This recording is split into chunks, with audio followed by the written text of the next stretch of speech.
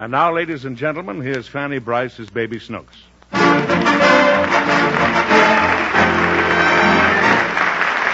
Well, Daddy, played by Hanley Stafford, has a new toy. For Christmas, his boss gave him a powerful shortwave radio set. And Daddy spends all his spare time fooling with it. Right now, we find him in his study, listening intently to the police calls. Hope this is a good one. Repeat on broadcast number 274. All cars be on the lookout for 2 men in green sedan wanted in holdup. Clear as a bell. Number 1 is described as 5'10", clean-shaven, wearing dark sweater and dark pants, carrying a blue steel revolver. No description on number 2. These same men just held up a pedestrian in the vicinity of Clump and Turnmill, were last seen heading south on Market. That's only a block away from here. Additional information on number 1.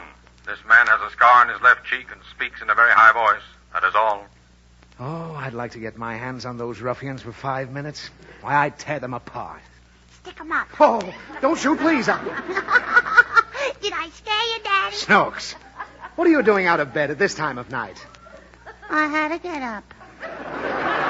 What for? The lamp fell down and got broke. Oh, it did. How did that happen? It happened when I was quietly pushing it off the table with my nose.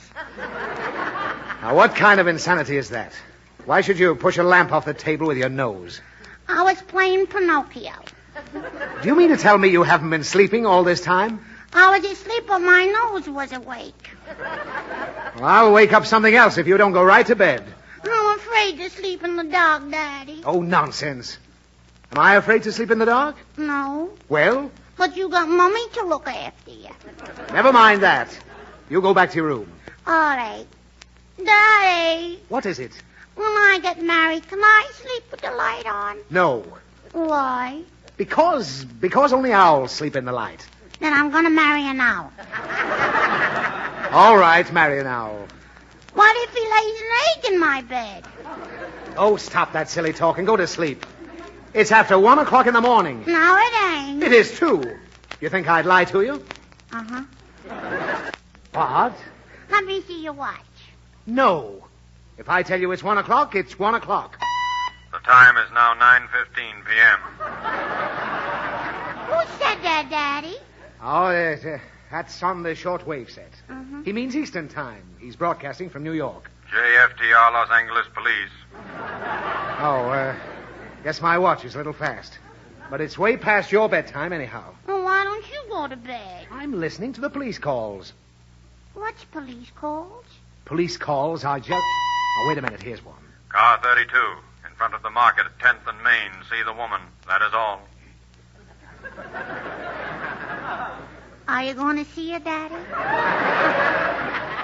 No, that's for the police. They have to see her. Why? I don't know. Is she pretty? It doesn't make any difference to the police whether she's pretty or not. Don't it? No. Why? Because they have a job to do. The announcer calls for car 32 to carry out an assignment, and they do it, that's all. How do they know about it? They hear it over the shortwave radio like I do. How do we hear it, Daddy? Through the radio. What's radio? It's exactly like the telephone, only it's different. Why? Because there are no wires. The police broadcaster's 15 miles away from the radio car, but they can still hear him. Does he holler? Nobody hollers! You do. That's because you make me. Now, look. If you don't interrupt, I'll give you a very simple illustration of the difference between radio and the telephone.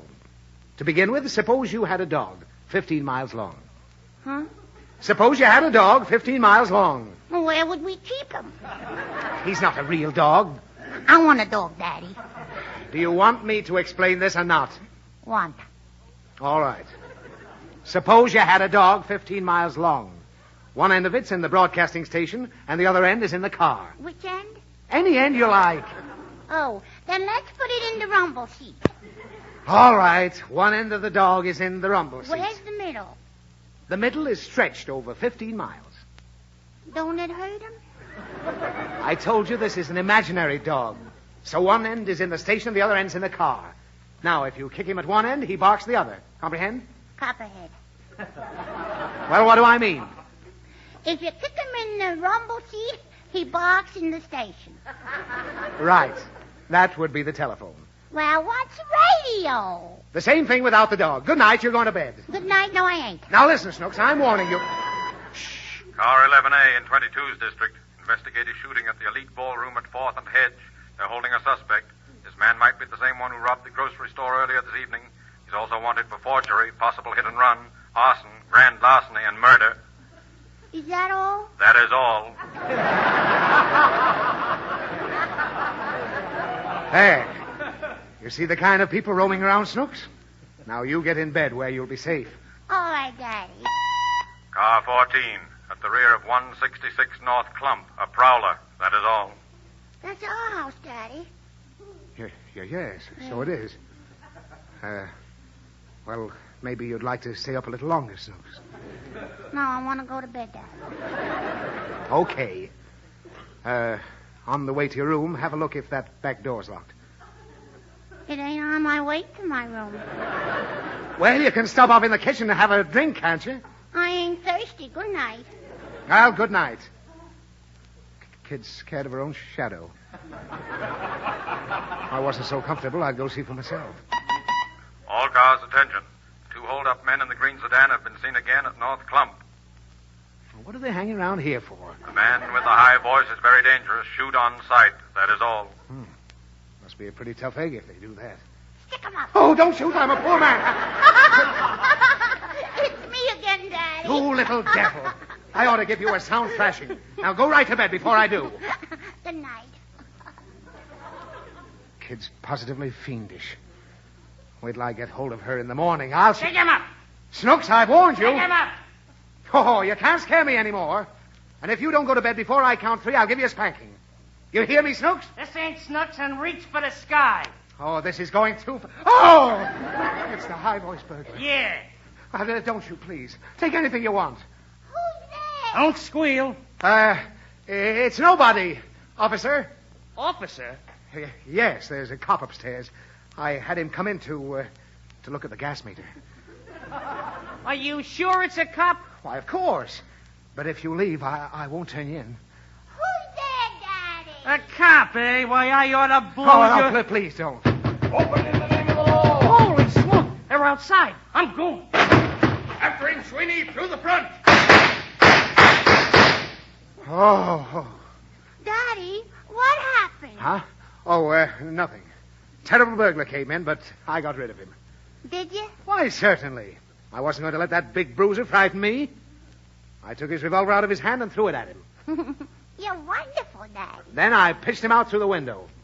Luckily, the cops were outside and they caught him. Good thing I was awake when he came in, wasn't it? Uh-huh. Well, come out from under the sofa and let's go to bed. Huh? Oh, how did I get under here? I know. Oh, mind your own business. Good night.